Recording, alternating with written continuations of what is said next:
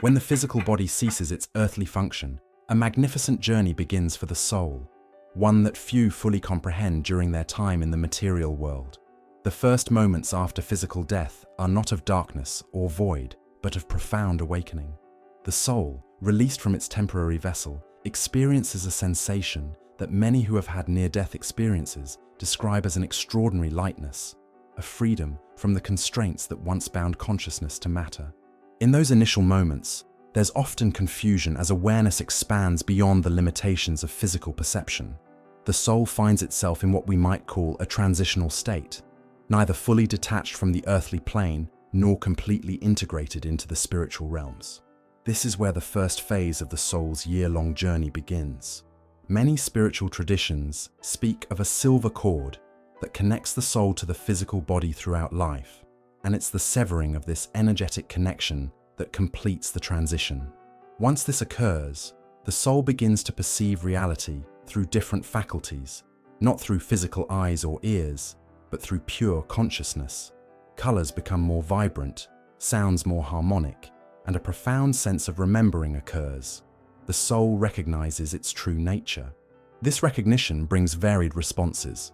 For souls deeply attached to material existence, there can be resistance, confusion, or even denial.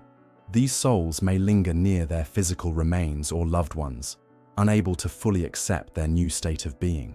Others, particularly those who cultivated spiritual understanding during life, transition with greater ease, embracing the expanded awareness with gratitude and wonder.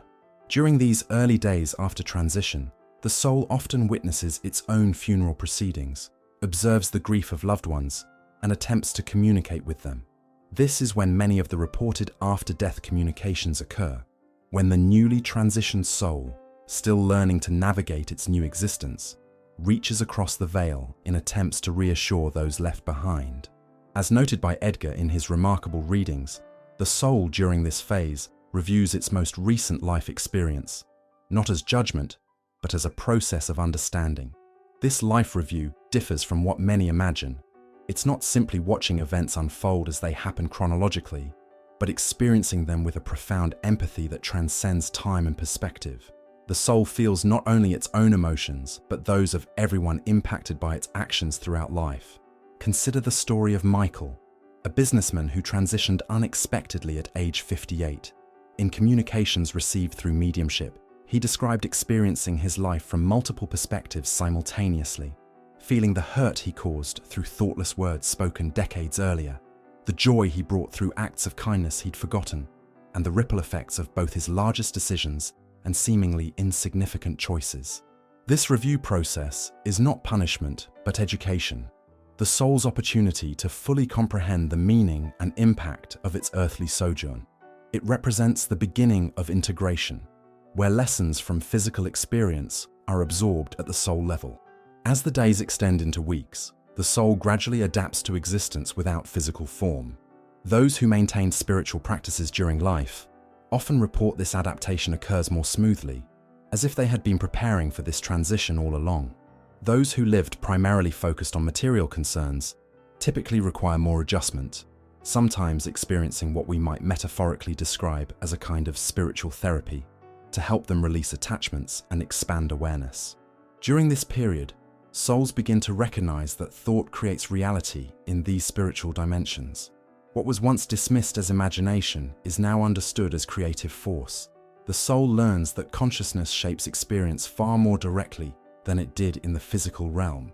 This realization brings both freedom and responsibility, as the soul recognizes its power to create its experience through focused intention. By the end of the first month after transition, most souls have completed their initial adjustment and begun to explore the vastness of their new existence. They encounter other souls, both those they knew in physical life and spiritual guides who assist in this acclimation process. Communication occurs not through words but through direct transfer of thought and feeling, a form of communion more intimate and complete than any earthly dialogue. As the soul enters the second phase of its journey, typically between the second and fourth months after physical transition, it experiences what many spiritual traditions call the realm of recognition. This is a profound period where the greater spiritual reality becomes increasingly apparent. and the soul begins to understand its place within the cosmic tapestry. During this phase, the soul encounters what we might describe as soul groups, collections of kindred spirits with whom it has traveled across many lifetimes. These reunions bring indescribable joy and a sense of homecoming that transcends our earthly understanding of relationships. Imagine meeting beings who know you completely, love you unconditionally, and share a spiritual history spanning eons. This is the nature of these reunions. One particularly moving account comes from Elena, whose husband communicated through a gifted medium several months after his transition. He described encountering not only his parents and grandparents, but souls he instantly recognized despite having no conscious memory of them during his recent incarnation. "It's like remembering something you never knew you forgot," he explained. "The recognition is immediate and complete." This phase brings a deepening of the life review that began in the first months. Now, with greater spiritual clarity and distance from physical existence, the soul examines its recent life within the context of its entire soul journey. Patterns become evident, lessons attempted across multiple lifetimes, spiritual contracts with other souls, and the higher purpose behind circumstances that seemed random or even cruel during physical existence. As noted in the remarkable psychic readings of Edgar, the soul doesn't experience time as we do. What might constitute months in our earthly measurement could feel entirely different in spiritual realms. The soul exists in what might be described as an eternal now, where past, present, and future are accessible simultaneously. Yet there does seem to be a progression of experience that, for our understanding, can be mapped somewhat to earthly time. During this period, souls often report a sort of spiritual education tailored to their unique developmental needs. Some describe vast libraries containing the wisdom of ages. Others speak of learning centers where advanced souls share knowledge through direct transmission of consciousness. This education isn't intellectual in nature but transformative, changing the very essence of the soul's understanding rather than simply adding information. For souls who departed with unresolved trauma or attachment, this period often involves healing work of profound depth. Spiritual guides, some of whom may have been known during physical life, and others who operate primarily in spiritual dimensions, assist in this healing process. Through what might be described as vibrational therapy, these wounded aspects of consciousness are gradually restored to wholeness. This is also when many souls begin to comprehend the purpose behind suffering they experienced or witnessed during physical existence. From this elevated perspective, they can see how challenges served as catalysts for growth, how relationships provided opportunities for balancing karmic energies, and how even the most difficult circumstances offered precious gifts of spiritual evolution. Consider the testimony shared through deep meditation channels about Thomas, a young man who transitioned after years of battling addiction. From his new perspective, he could see how his struggles had created opportunities for compassion in those around him, how his journey had prompted others to examine their own relationships with attachment and escape, and how even his most destructive choices contained seeds of profound spiritual teaching, both for himself and others.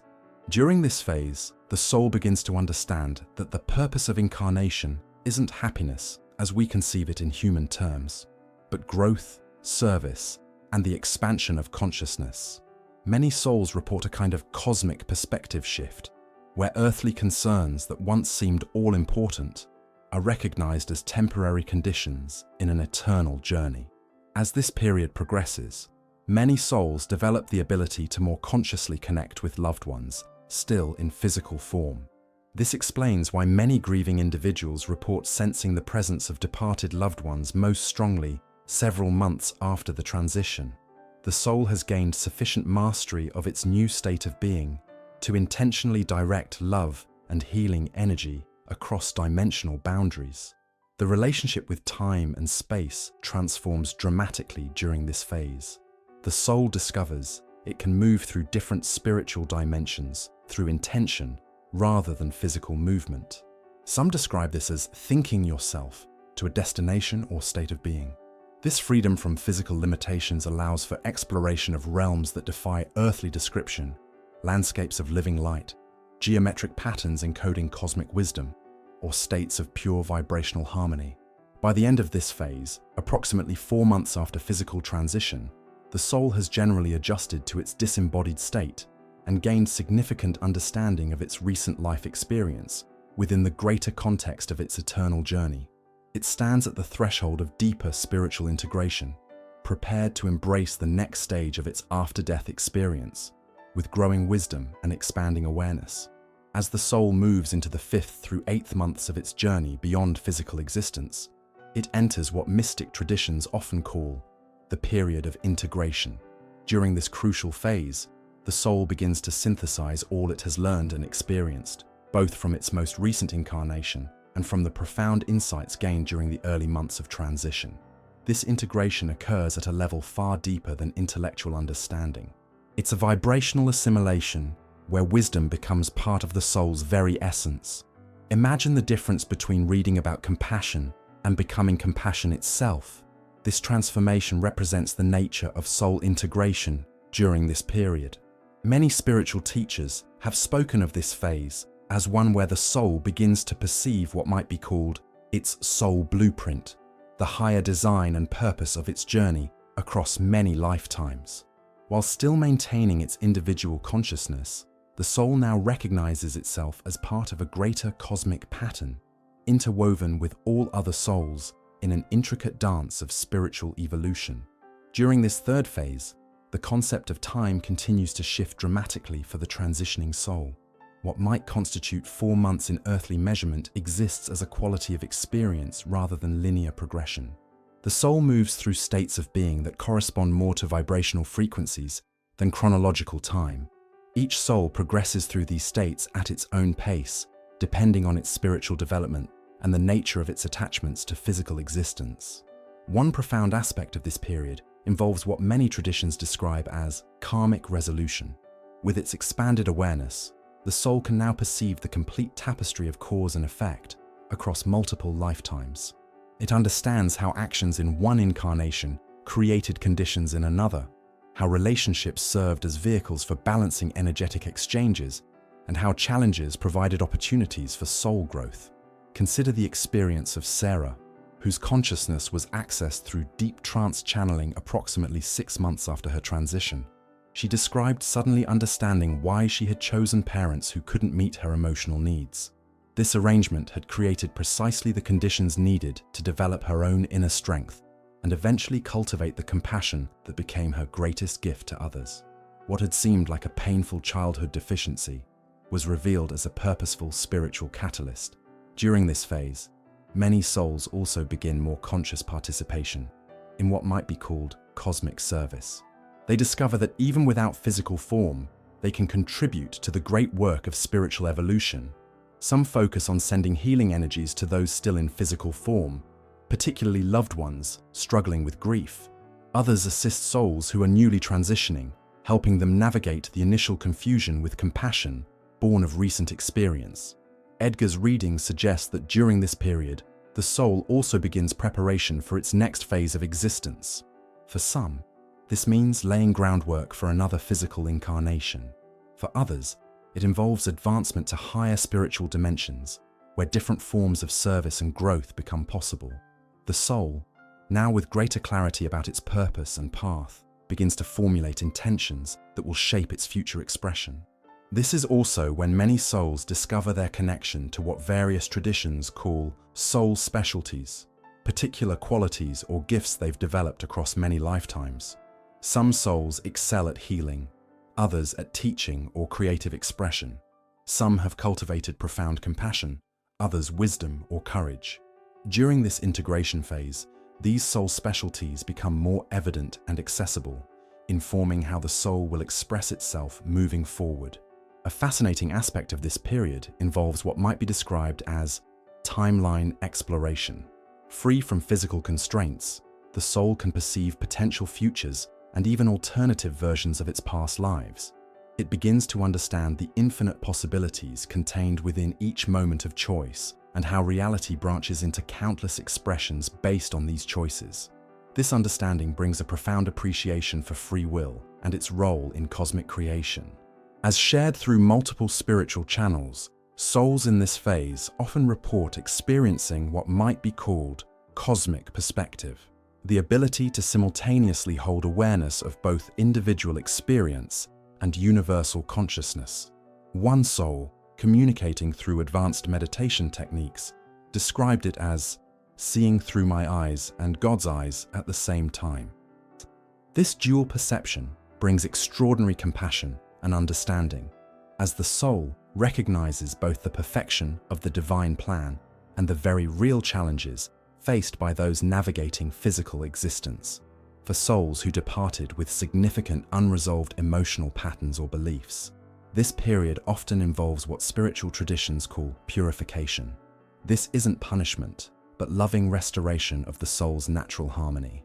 Just as physical therapy might be uncomfortable, yet healing for the body, this soul purification may involve confronting limiting beliefs or releasing energetic patterns that no longer serve higher purpose. The process, while sometimes challenging, occurs within a field of unconditional love and support from more advanced spiritual beings. By the 8th month after physical transition, most souls have achieved significant integration of their recent Earth experience and gained clarity about their soul purpose. They exist in a state of expanded awareness that allows them to perceive multiple dimensions simultaneously and understand their connectedness to all creation. They have moved beyond the initial adjustment to non-physical existence and into conscious participation with the greater spiritual reality that has always surrounded them, though it was largely obscured during physical incarnation. As this phase concludes, the soul stands at the threshold of significant choice regarding its next expression, choices that will shape the final months of its first year beyond physical form and set the trajectory for its continuing spiritual journey. In the final months of the soul's first year after physical transition, typically the 9th through 12th months, a profound process unfolds that many spiritual traditions call the period of decision. During this culminating phase, the soul reaches a critical juncture where it must determine the next expression of its journey.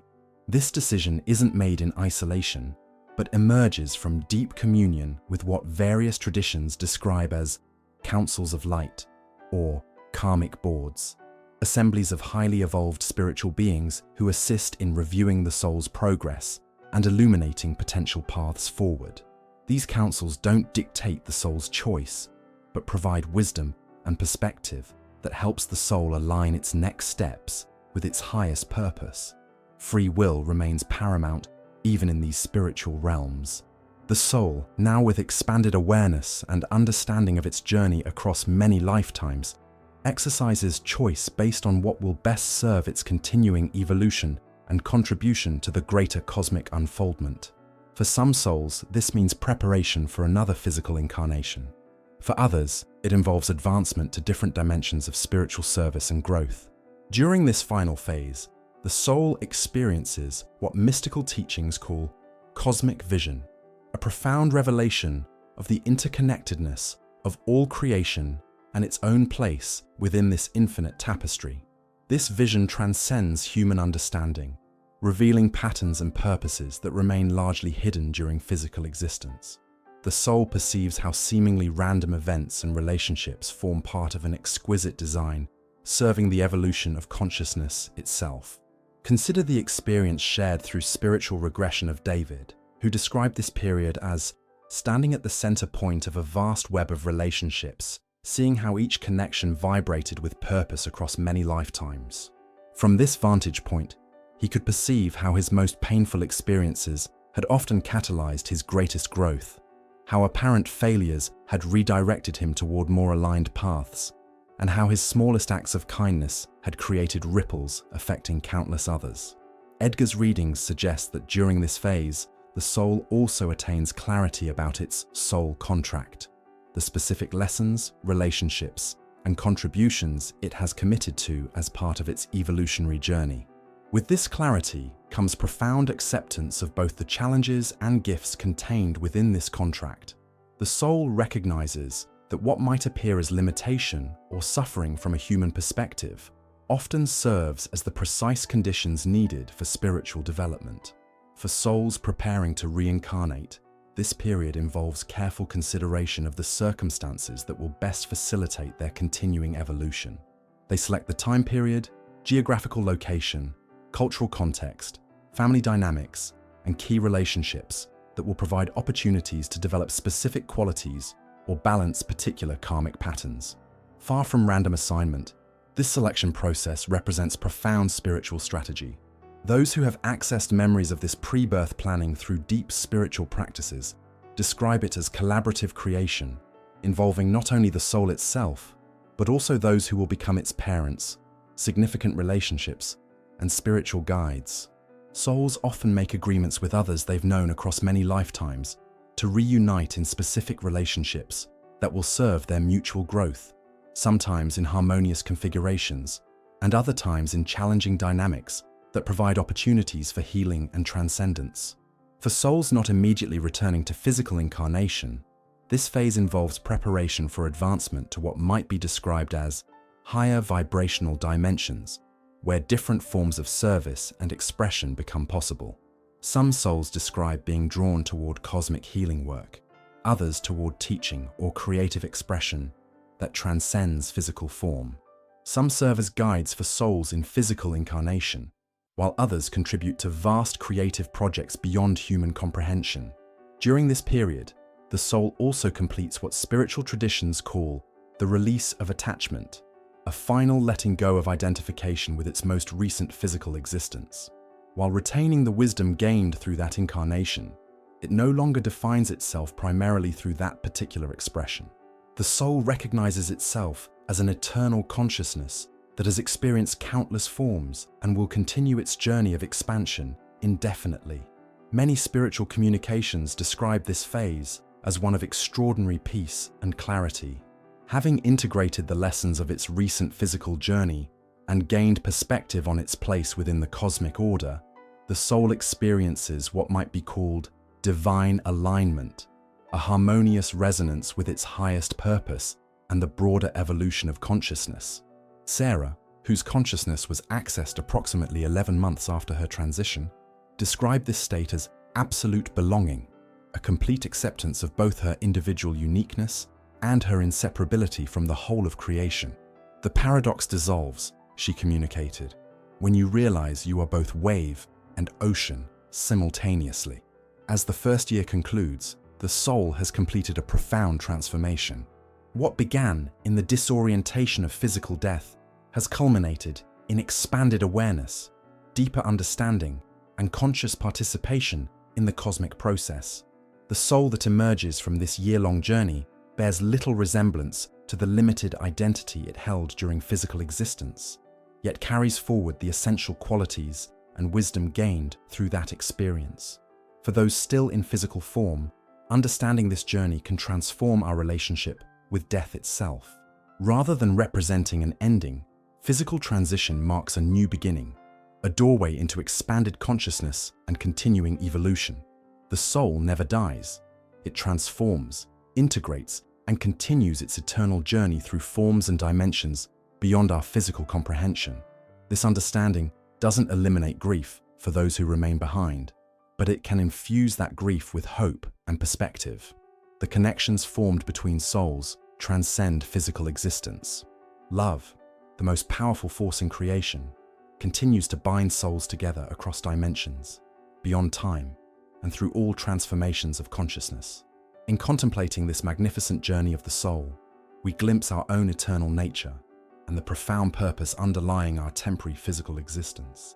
We are, as Edgar so often emphasized in his remarkable work, spiritual beings having a human experience, not for punishment or random chance, but as part of an extraordinary journey of consciousness unfolding across eternity. Ready to explore more profound spiritual truths? Subscribe now to continue this journey of discovery and enlightenment. Each video reveals hidden knowledge about our eternal existence beyond the physical realm. Don't miss our next exploration into the mysteries of consciousness. Click subscribe, activate notifications, and join our community of seekers. Your soul's adventure awaits.